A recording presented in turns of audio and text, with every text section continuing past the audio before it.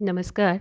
मैं उर्वशी, विभागाध्यक्ष हिंदी विभाग, रांची विमेंस कॉलेज, रांची। आज मैं बात करूंगी आधुनिकता की अवधारणा पर। दरअसल आधुनिक शब्द की उत्पत्ति अधुना शब्द में एक प्रत्यय लगाने से हुई है। इस शब्द का शाब्दिक अर्थ है तुरंत, इसी क्षण, अत्यंत नूतन। आधुनिक वर्तमान का भी अर्थ देता है। आधुनिक में भाववाचक प्रत्यय लगाने से आधुनिकता शब्द बना, जो आधुनिक विशेषण का भाववाचक संज्ञा में रूपांतरण है। आधुनिक शब्द के सूक्ष्म अर्थ भेद के साथ कई शब्द प्रचलित हुए हैं, जैसे आधुनिकीकरण, आधुनिकता इत्यादि। अंग्रेजी में उपर्युक्त शब्दों के लिए मॉडर्न, मॉडर्निज्म, मॉडर्नाइजेशन प्रयुक्त होते हैं।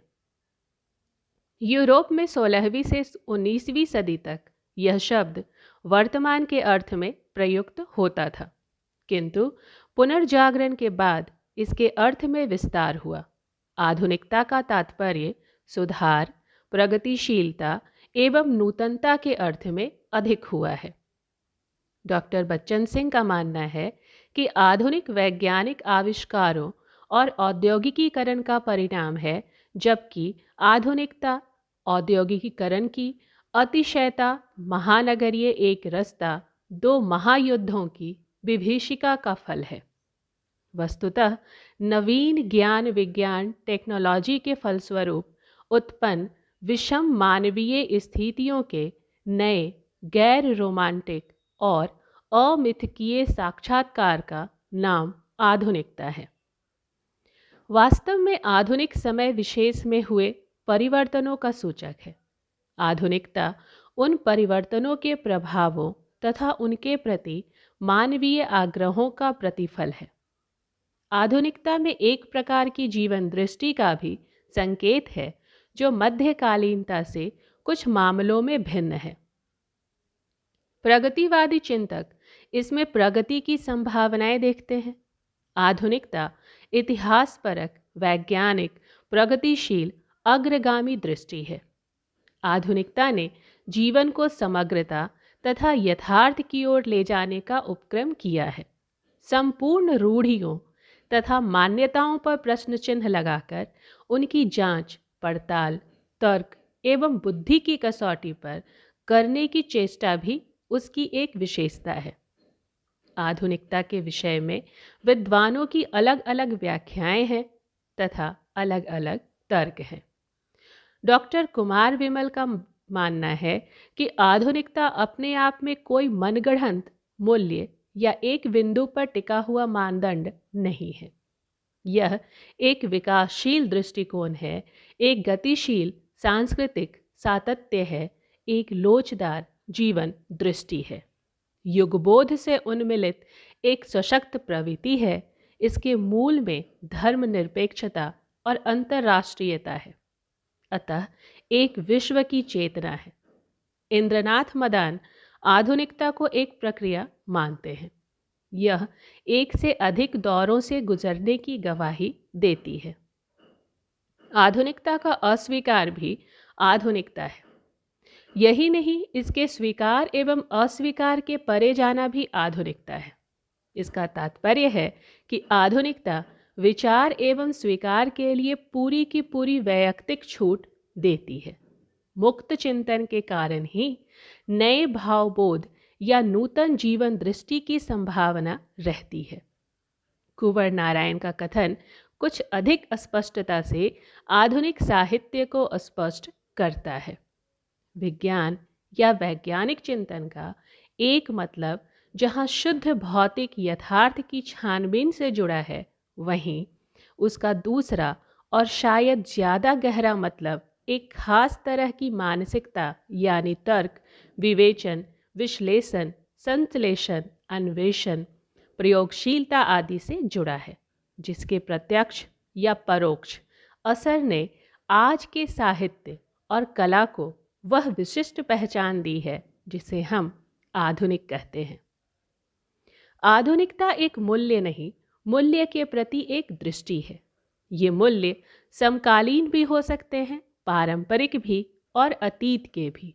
कभी कभी अतीत का कोई मूल्य हमारे लिए आज के किसी मूल्य से भी अधिक आवश्यक हो सकता है, और तब आधुनिकता एक विवेक हो जाती है जो उसका सही मूल्यांकन कर सके।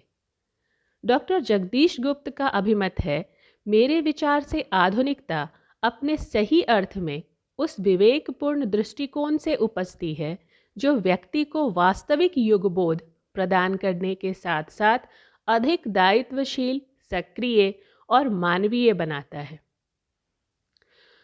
कॉलरिस लेमार्ट ने अपनी पुस्तक द फिलॉसफी ऑफ ह्यूमनिज्म में मानवता के जो लक्षण दिए हैं वे आधुनिकता की भी आधारभूत पहचान है। मानवतावाद का विश्वास मेटाफिजिक्स में है, जिसमें अति प्राकृत तत्व को भ्रमात्मक, प्रकृति की परिवर्तनशीलता को भौतिक सत्ता माना गया है। मनुष्य प्रकृति के विकास क्रम का एक अंग है और उसके व्यक्तित्व में जड़ चेतन अभिन्न रूप से संगठित है। मृत्यु के बाद उसकी कोई सत्ता शेष नहीं रहती। मनुष्य अपनी समस्याओं के समाधान में साहस, अंतर्दृष्टि, तर्क और वैज्ञानिक पद्धति के सहारे स्वतः सक्षम है।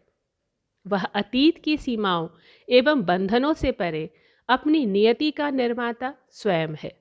मानवतावाद राष्ट्र, जाति, धर्म आदि सीमाओं का अतिक्रमण करते हुए ऐसी नैतिक व्यवस्था और मानव मूल्यों में विश्वास रखता है जो मनुष्य के विकास के लिए अपेक्षित है। कोई भी व्यक्ति उच्च स्तरीय जीवन की उपलब्धि वैयक्तिक परितोषों के संतुलन से प्राप्त करता है। मानवतावाद में व्यापकतम सौंदर्य बोध है, जिसमें प्रकृति का संपूर्ण वैभव समाहित हो, जो मनुष्य जीवन का अंग बन जाए। इसमें ऐसी सामाजिक योजना पर बल है जो राष्ट्रीय, अंतर्राष्ट्रीय प्रगति के साथ प्रजातांत्रिक पद्धति और शांति की प्रतिष्ठा करती जाए।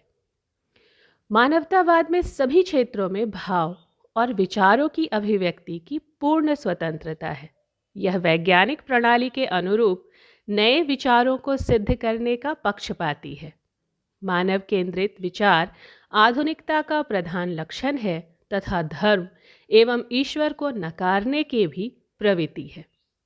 आधुनिकता के जो लक्षण बताए गए हैं वे ज़्यादातर पश्चिमी परिप्रेक्ष्य में हैं।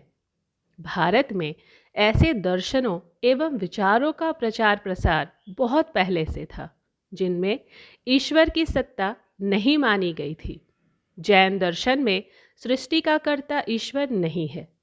मनुष्य की आत्मा के ही तीन रूप हैं, बहिरात्मा, अंतरात्मा तथा परमात्मा। परमात्मा एक तरह से आत्मा का ही मानवीय प्रयत्नों से किया गया उत्कर्ष है। बौद्ध दर्शन में दुख से मुक्ति के लिए मनुष्य को स्वयं प्रयत्न का विधान है। किसी परोक्ष सत्ता की कृपा या अनुग्रह से दुख का निवारण नहीं हो सकता है। कर्मवाद भी मनुष्य की अपनी क्षमता एवं कार्यशीलता को किसी न किसी रूप में प्रतिपादित करता है। दर्शन तथा ज्ञान का उहापोह हर युग में तर्क प्रधान रहता है। तार्किकता केवल आधुनिकता की ही उपज नहीं है, पश्चिम में भी एक प्रमुख चिंतक वर्ग है जो धर्म भावना को आधुनिक समय में भी महत्वपूर्ण मानता है। अस्तित्ववाद की धर्म पक्षीय शाखा डॉक्टर युंग का मनोविज्ञान, टी.एस. इलियट तथा फ्रांसवा मोरियक का साहित्य, ये सब किसी न किसी अर्थ में मनुष्य की धर्म भावना को जायज मानकर चलते हैं। भारतीय संदर्भ में धर्म का व्यापक अर्थ है, जैसे आग का धर्म है जलाना, वैसे मनुष्य का धर्म है मनुष्यता। मनुष्यता उन गुणों को कहते हैं जो मनुष्य को अन्य जीव जंतुओं से अलग करती है। सत्य, अहिंसा, सात्विकता, प्रेम, त्याग, निष्ठा, संकल्प, दृढ़ता, इंद्रिय निग्रह आदि गुणों को आचरण मानना ही मानव धर्म है। तुलसीदास ने मध्यकाल में ही कहा था, परहित सरिस धर्म नहीं भाई। धर्म के ये तत्व ऐसे हैं जो मानव कल्याण तथा सह अस्तित्व के लिए अनिवार्य हैं। आधुनिकता में परंपरा की कितनी स्वीकृति या अस्वीकृति होनी चाहिए, इसके विषय में भी अलग अलग मत हैं। एक मत है कि आधुनिकता अपने आप में अलग महत्व रखती है तथा उसकी पुरातन निरपेक्ष व्याख्या करना ही उसे सही रूप में समझना है। जो लोग उसकी स्वतंत्र स्थिति को नहीं समझ पाते हैं, वे आधुनिकता की चर्चा के अधिकारी नहीं हैं। ज़्यादातर विद्वान परंपरा को आधुनिकता से पूरी तरह अलग करके देखने के पक्षधर नहीं हैं। विपिन अग्रवाल आधुनिकता के पहलू नामक पुस्तक में आधुनिकता पर विचार करते हुए ऐतिहासिकता के अध्ययन का कम मूल्य मानते हैं, किंतु ऐतिहासिकता को पूरी तरह नकारते नहीं हैं। इस तरह हम इस नतीजे पर पहुंचते हैं कि आधुनिकता को समझने के लिए ऐतिहासिक अध्ययन का बहुत कम मूल्य है, और जब आधुनिक एक नए दौर का आरंभ हो तब इस प्रकार के दृष्टिकोण को महत्व देना अनैतिक है। इसी निबंध में वे कहते हैं कि मैं यह नहीं प्रतिपादित कर रहा हूं कि हमें इतिहास को या परंपरा को जानना ही नहीं चाहिए। इतिहास हम सबके लिए आवश्यक है, क्योंकि उसी के अंश को लेकर हम नए को गढ़ते हैं, पर इससे अधिक उसका महत्व नहीं है। वह पूरी तस्वीर नहीं है। आधुनिक का एक पहलू वह है जो वह बीते हुए को शेयर करता है, और दूसरा वह जो उसकी अपनी देन है, उसका अपना विशेष गुण है। डॉक्टर जगदीश गुप्त इसके विपरीत अपना मत व्यक्त करते हैं। यदि आधुनिकता की कोई सार्थकता है तो वह मानवीय संबलित विशिष्ट युगबोध में ही है, जिसके लिए विज्ञान की अपेक्षा ऐतिहासिक पद्धति का ज्ञान अधिक अपेक्षित है। मानवतावाद और सामाजिक दृष्टिकोण का अभिन्न संबंध है। आधुनिकता की सही पहचान तथा परख परंपरा के पुनर्मूल्यांकन से ही संभव है। जिन चीज़ों को हम आधुनिक मानकर इतराते हैं या आत्मश्लाघा करते हैं, उन्हें परंपरा में अतीत में खोजकर उसके और आधुनिक के बीच अंतर निर्दिष्ट करके परंपरागत तथा आधुनिक दृष्टियों के काल सापेक्ष या व्यक्ति सापेक्ष उपादेयता तथा अनुपादेयता बताकर आधुनिकता का बेहतर स्वरूप आलोकित कर सकते हैं।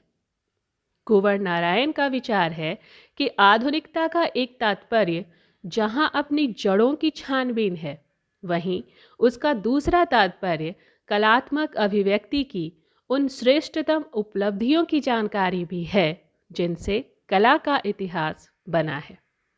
परंपरा से वैज्ञानिक और तकनीकी प्रगति का कोई अनिवार्य विरोध नहीं है। दोनों ही एक स्तर पर अपनी तरह रचनात्मक है। प्रगतिवादी समीक्षक तथा चिंतक रामविलास शर्मा ने भाषा, साहित्य, अर्थव्यवस्था, समाज आदि के संदर्भ में परंपरा की इतनी अधिक खोज तथा नूतन व्याख्या की है कि उनसे अनेक नए तथ्य एवं निष्कर्ष उजागर हुए हैं। परंपरा का मूल्यांकन शीर्षक पुस्तक में उन्होंने अनेक प्राचीन ग्रंथों एवं आधुनिक रीतियों का अनुशीलन तथा विवेचन भौतिकवादी एवं अर्थवादी दृष्टि से किया है। आधुनिकता की जिस धर्मनिरपेक्ष, ईश्वर निरपेक्ष, मानवतावादी दृष्टि की चर्चा होती है, उसी दृष्टि की ओर रविंद्रनाथ टैगोर के हवाले से शर्मा जी कहते हैं कि वाल्मीकि उस काव्य परंपरा को जन्म दे रहे थे जो देवोपासक नहीं, बड़ी गहराई से मानवतावादी है। उनके चरित नायक राम अपने मनुष्य होने की सगर्व घोषणा करते हैं। व्यास धर्म के लिए कहते हैं उसका तत्व गुफा में छिपा हुआ है। सार तत्व यह है कि संसार में मनुष्य से बढ़कर कुछ भी नहीं है। आधुनिकता गहन इतिहास बोध की भी मांग करती है, लेकिन अपेक्षा है इतिहास को आधुनिक दृष्टि से देखने की, वर्तमान मानवीय चुनौतियों से निपटने के लिए, परंपरा से प्रेरणा लेने के लिए उन परंपराओं को समझना होगा जिनकी हमने आज तक अनदेखी की है। धन्यवाद।